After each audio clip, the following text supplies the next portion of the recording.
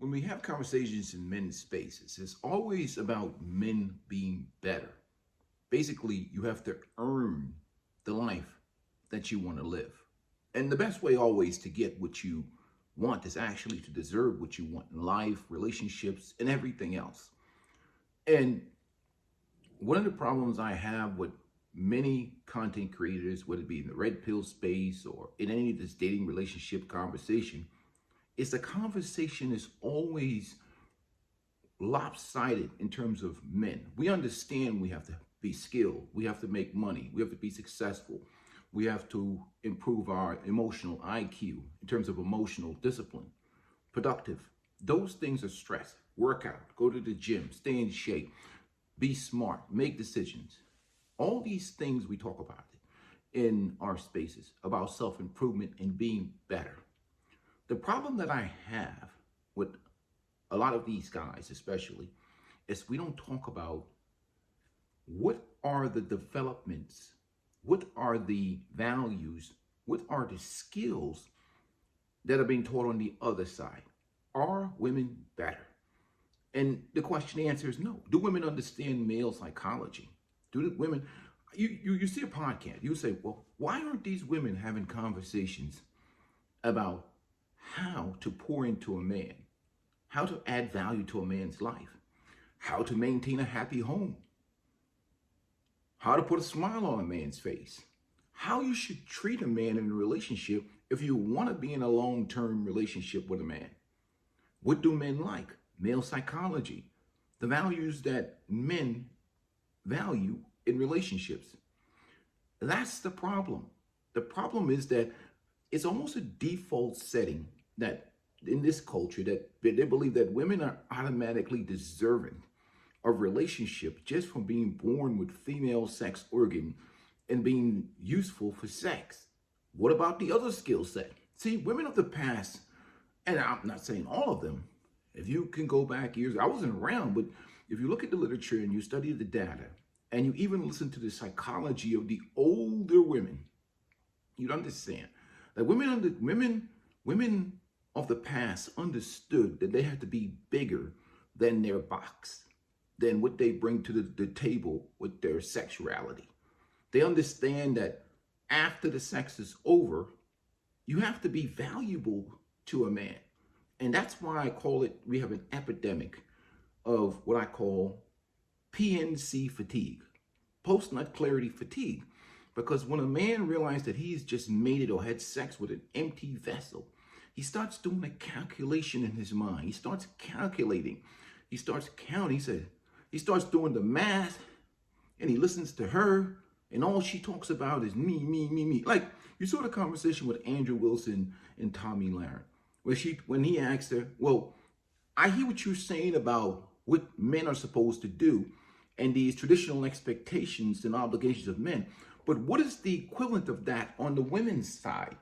And she can't tell him. She goes back into her shame and telling him that, well, men of the past didn't ask what women bring to the table or what they deserve, because he understands that what's going on today is I call default value by having a female organ, mating organ, which billions of women around the world all have vaginas. I'm sorry, that's all they have. They all have it. And we ended up with situations where men are dealing with so many empty vessels, women that don't bring anything but irritation. They have no skills. They don't understand men's psychology because they're bought into this gender feminist ideology that men and women are the same. Men and women have unique qualities about ourselves, and we bring different values to the table that make relationships work. The problem is we're keep pushing for the men to be better at understanding women. We have so many channels on here, from the pickup artists to the relationship coach to the psychologists to the all of the therapists in the space, teaching about female nature, female psychology, what women want. That's automatically canceled out if the women are not learning male psychology, how to exist with men, how to get along with men, how to be respectful of men, how not to unintentionally or intentionally emasculate men. Because a disrespected man is a low performing man. And what women don't understand, by disrespecting your man, you have basically shot your own self in the foot in terms of the wealth of that house, the productivity of that house. Because if you disrespect and emasculate a man, he's only going to do the minimum. The minimum is required till he gets rid of your ass. Maybe he'll perform a little bit for his kids if he has kids in the house. But now you're going to get the minimum standard of a man. As opposed to a woman that pours into her man, that's the one who's going to get the easy, soft life. The one who, I put an example of Avery Johnson and his wife who met years ago when he was going through situations, when he was trying to make NBA team. A lot of people don't understand when people are going through that type of professional life, sometimes you're broke. You don't get them these 10-day contracts. There's no guarantees. You could be unemployed. You could be out of a job. You could be like, some guy send you to Europe or something like that. I mean, like really, it's some hard times until you get, and then most of these guys don't get secure in their money until they get to that second contract or third contract. But anyhow, moving on from there, it's this idea that relationships are some welfare program or some poverty alleviation program or some one-sided affair that only men are supposed to always be better for women. Men are supposed to do for women. Men are always supposed to be this for women, that for women. And this is like beating a dead horse because we're not talking about why women need to be better. Women need to do better. And you cannot, if you cannot survive PNC, then what is the value? Because a man's going to calculate, a man with any self-esteem is going to do the math. He's going to do the calculation. He's going to say to himself, what am I getting here? Am I getting something that pours into me, adds value to my life, improves my life, or am I getting another bill?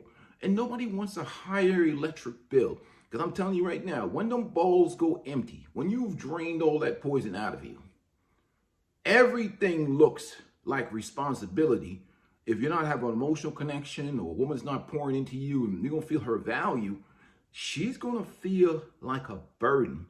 Because then you're going to say, that's why I made the video about loads and empty vessels and having just liabilities lying around the house that are not adding any value. In fact, irritating you, making your life harder, adding to your monthly expenses.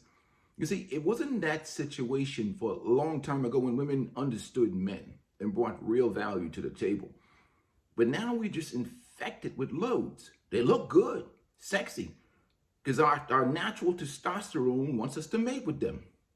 The problem is when you unload. That's the problem. That's the problem. That's why you see so many single guys out here. Because of post-nut clarity fatigue. If they have any self-esteem. If they have any self-esteem, they're not going to want to be with a load. They're going to be like, what it's cost me? All women cost money. I don't care. It just costs money to be in relationships. They're going to calculate them. It's a load over there. She's costing my food bill is up. Expenses are up. But she don't do anything. She just, why do I need her? I could just, pound and pass and move. Because the value of her can be replaced with a sex worker. Not that I promote any of that type of activity. Because that's what she's not even worth. Like a sex worker is more valuable. At least a sex worker is honest. I'm not saying that men should be using sex work. At least a sex worker is honest. You know what you're getting. She's going to charge you this price. You're going to get that run. You pay for her to leave and get rid of her. And she goes on about her business. And you go on free and liberated. And you could go live life on your own terms. And you don't have the expenses and the cost you pay to get rid of a problem. An irritation, an aggravation. You don't want to hear about her emotional problems, the issue, and a one-sided relationship that only benefits her. And that's the thing about it. And that's why when I see these women talking about, I have my own money, I have my own car, I have my own this and all that. Well, great for you. Congratulations, you're an adult. Now carry on. Because at the end of the day, they don't see any reason to be in a relationship with a man and split bills down the middle. Because to them, they don't see a one-sided advantage. And I like those types of women. So you can tell them to kick rocks. Because they all get folded up and bended up and pounded out vigorously and viciously and passed to the next men. And they're still sexually active. They're still flooding the market with box. So it really doesn't make a difference what they say. Behind closed doors, they all getting folded up. And men don't have to marry them.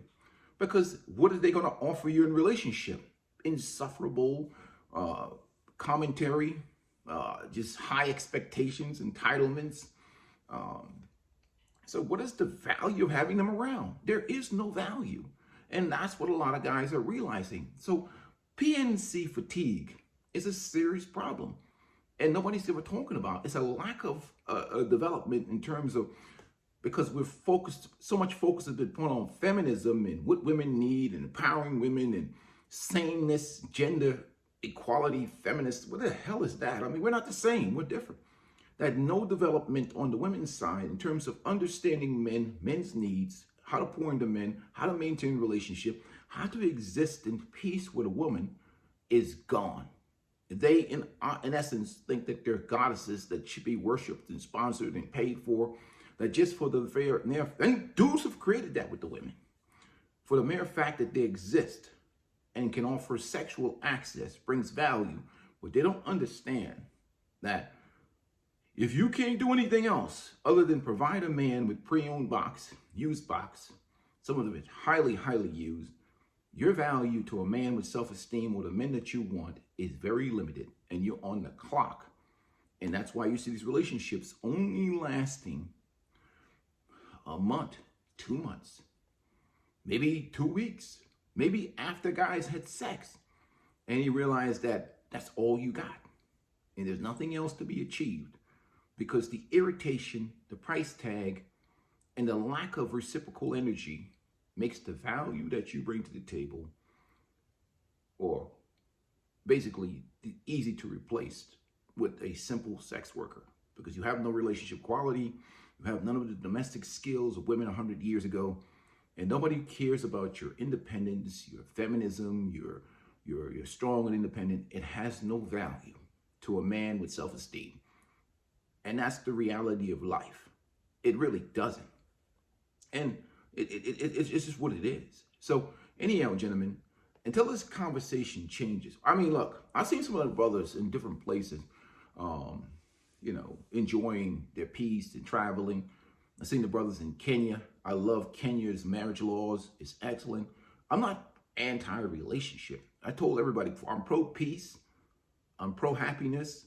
I'm pro-self-preservation. I'm anti-torture. Whether you're single or married or in a relationship, if you're not happy, you're not at peace, and you're not thriving, your life, something has to change in your life.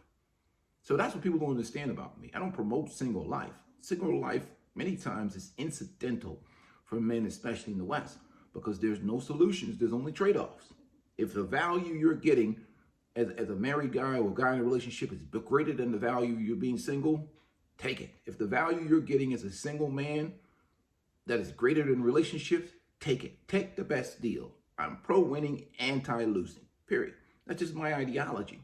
That's why I like people like Ayn Rand. I also like Milton Friedman. I like Thomas Sowell.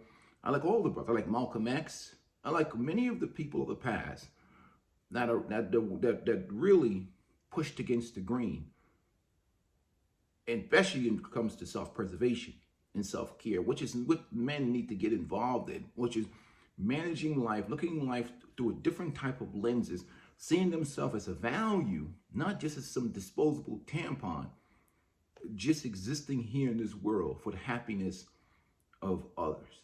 Well, peace and blessings to you guys. I'm about to get my Christmas starting.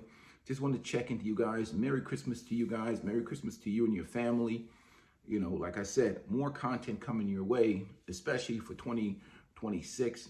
Guys got to be more intentional about not taking bad deals, living life on your own terms, and not even caring what people think about you. I mean, imagine that. Why would you care about people, the opinions of someone who thinks that you should have been born in jail, or being in a relationship is embarrassing, or all men are creeps, and whatever. So anyhow, peace and blessings to you guys. Please make sure you hit the like button. I'm out.